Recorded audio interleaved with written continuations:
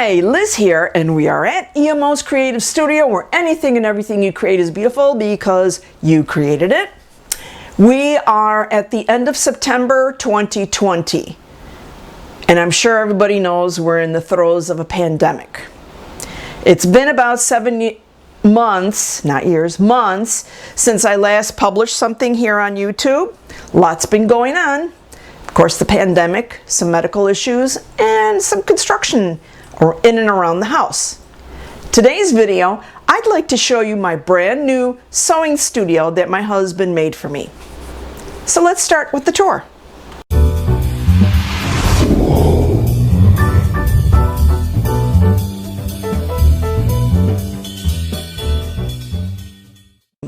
This is the entrance. I don't have a door on it because I like to look out and see how pretty the living area has become here on the second floor. So let me start in this direction. There I have a decorative form. Sometimes I do use it for when I make little items, or sometimes I use it when I am taking photos of bags or purses or aprons or things that I have sewn, and I displayed on there. Here is my little desk area where I upload my videos with my little computer there. I do have a TV in here. I can watch YouTube videos, or I can just listen, put it on and listen to stories that are going on. That's one of my favorite groups in concert. They signed the bandana for me, and there's a ticket for the concert. This is my international wall. I do have a Japanese obsession, but I'm sure some of you already know that. The first picture on top is a Japanese print. The second item is a ceramic house that was brought to me from Spain by my nephew.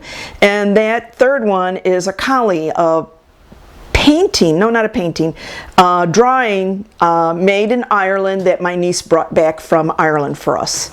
As we move forward, this is my nursing wall. As you all know, I'm a retired nurse, so there's my degree or diploma from the nursing school I attended. And then I decided I was going to get a cute little wall hanging that says Nurse Life. As we move out of the way and look this way, this is my storage area. I have a lot of buckets with fabric and whatnots, and then a lot of stuff in back of the buckets on a shelf.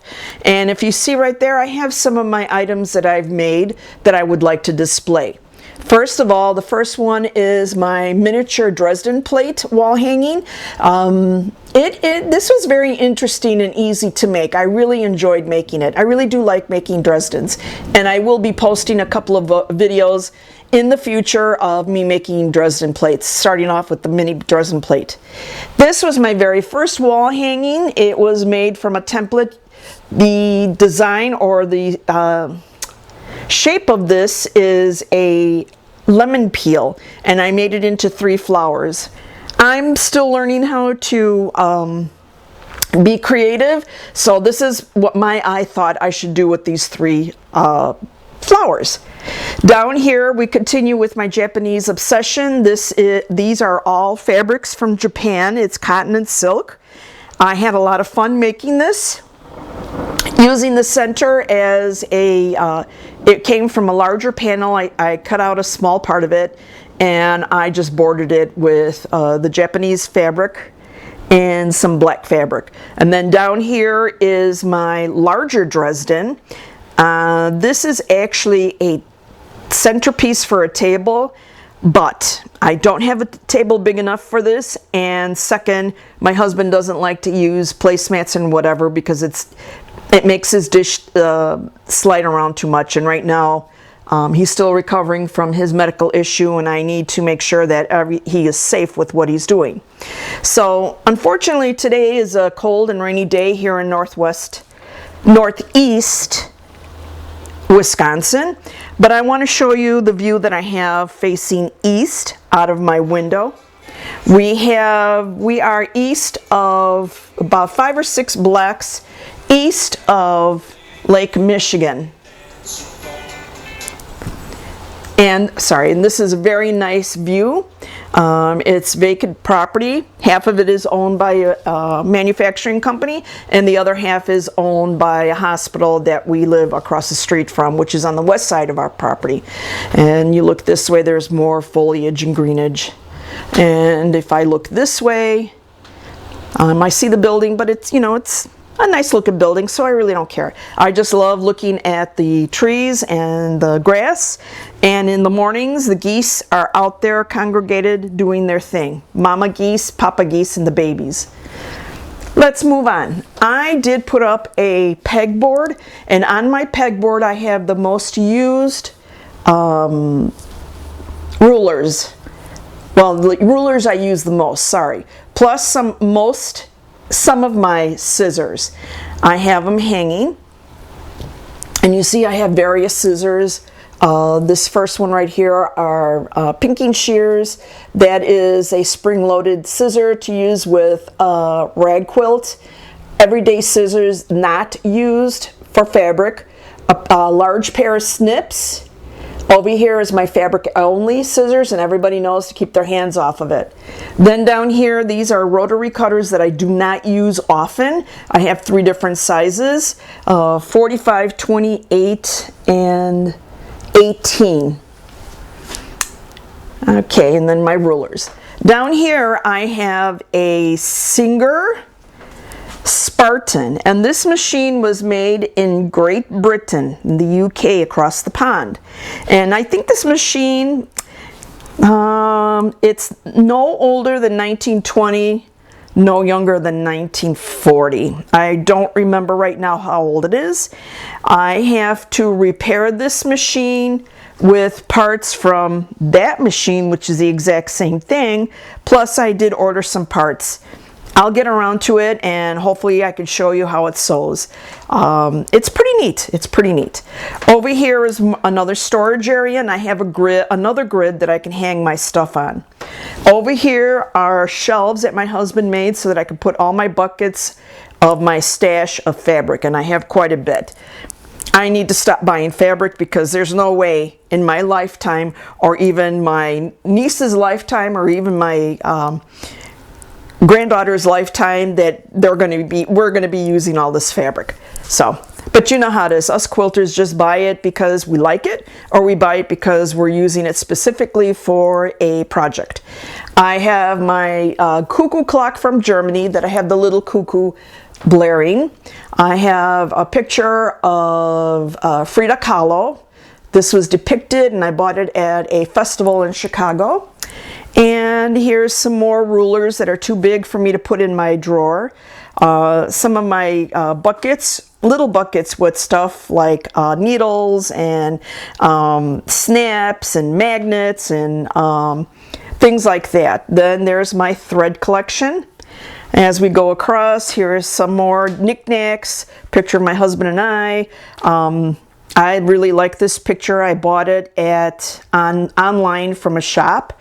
I have my EMO's Creative Studio, and this thing does light up. I just don't have the batteries in it. I have the Raggedy Ann doll, which was made for me, my Paddington Bear that was given to me, my Boyd's Bear, and my Mickey Mouse that I brought back from Florida. Currently, I am filming a project, and it's called a coin quilt. When I produce, or when I video, or when I film projects, I will list them, and I will name them, and I will put them up here on the green board so that you can see. I have a little collection of knickknacks. Oops, let me turn the light on. I have a little collection of knickknacks. I have my collection of quilting books, and some of my quilting patterns are back here in these folders. I have a large collection I've been saving for a long time. I have these bookends that one of my best friends bought for me for Christmas, I believe, and it's a sewing machine that's cut in half. I really, really, really love it, and I like displaying it. So let's look on to my design board. This design board is 2 yards of fleece, flannel backed vinyl. I don't remember where I purchased it, but you're looking at the project that I am currently working on, and this is a coin quilt that is modified. When you see the video, I'll explain to you why it's modified. So I love the fact that you can put your blocks on here on the flannel, whatever this is. Fleece black, I think, and it just sticks on. I've had this up here for a couple of days now and nothing's fallen off. All right, so we're back at the beginning where we walk in, and I want to show you the best part of my room. So you kind of saw it when we first came in. This is my sewing area. Like I said, this room is huge, and when he said that I could have my sewing studio in here, I knew exactly what I wanted to do. I wanted to have the outer side all storage, and the innermost part was going to be where I would do my sewing, my cutting, and my ironing. So let's start with what I have as a table. These are tool benches that I purchased at a big box tool store. Hardware store, no, tool store, you know, like Home Depot, Menards, that kind of thing. Lowe's, I gotta say them all. And this is made by Husky. This is it can go up and down. You use a crank manually. I have two of them back to back, and I'll show you the other side. These come with drawers, and on this side, because I know I'm not gonna really sit down and sew on this side, I decided to place both drawers. Now here is my collection of other templates and rulers that I have that I just don't want to hang up. So that's why I have rulers hanging up on the pegboard, so I don't have to come over here and start shuffling things around, especially if I'm in a rush. This down here is for incidentals, you know, pads and books and paper and things like that. So if we walk around, I have 3 machines on here. The embroidery machine is covered because right now I'm not using it. This is the newest Brother machine that I have, and this machine has a lot of stitches. I don't recall where I purchased this at. Was this the one that I got online? I actually have 4 Brothers. I have one still downstairs that I leave for when I need something, I need to sew something very quick, so I'm not running up here. And I have this one, and I have my original CSI 3000 that I did a video on. And then of course my Baby Lock Jane, which is the professional machine. It does 1500 stitches a minute. It only does straight stitches. This is why I got this additional Brother. That quilt will be pieced on this machine. So as you can see, it's a little bit on the disorganized. Well, no, it's not disorganized, but I got a lot of stuff on here. I have a basket of threads that I use, that I will mostly use, that I need to get right away instead of getting up and going to my basket. I have a light, an additional light to use when I'm filming here at the machines. This is the other table, and I only have one drawer in it, and this drawer has everything that I need. Oops, it caught me candy. That I need when I'm sewing. Need items that I need very quickly, like bobbins and my little snips and tweezers and pens and all sorts of stuff in here. All sorts of stuff. This is my ergonomically correct for me chair. It's very comfortable. I got it at a office supply store. Again, I don't remember which one. The best thing about this area that was made for me is that there is an electrical outlet in the center underneath the tables where I have everything plugged. Here I have the table that my husband made, my ironing board. It's very handy. I love it, I love it, I love it, but I need to find a wool pad that's the same size as this table. But for right now, I'm using this wool pad. Here I have my my Oliso iron, and I have it on top of a Martelli product. I love this tile. It has non-slip fabric or product underneath, and I could put this down. It doesn't move. I love it. And I could put my iron on top of it. I have a large section right here, what I use for cutting. I prefer this side more because my cutting mat is a little bit larger than most, as you can see here. And you can see that I have my project right here. But I also, if I needed something bigger to spread out, I have my additional cutting mats right here. I keep them straight and flat so that they don't warp. I have some fabric here. And of course I have my round Martelli cutting mat, which I use when I have to cut something that I don't want to move, basically hand move. I just turn the mat around. So this is my sewing studio. Well, that's the end of the tour. Thanks for joining me, and I'm sorry if the video is a little shaky. I'm just very excited about sharing my sewing studio with you, and that's why I decided to hand hold the video camera and show you all around my sewing studio. If you have any questions, comments, or concerns, feel free to leave them down below in the comment section. All of my social media information is listed below in the comments section. Share with your friends. You can actually share this on your social media if you like. Subscribe.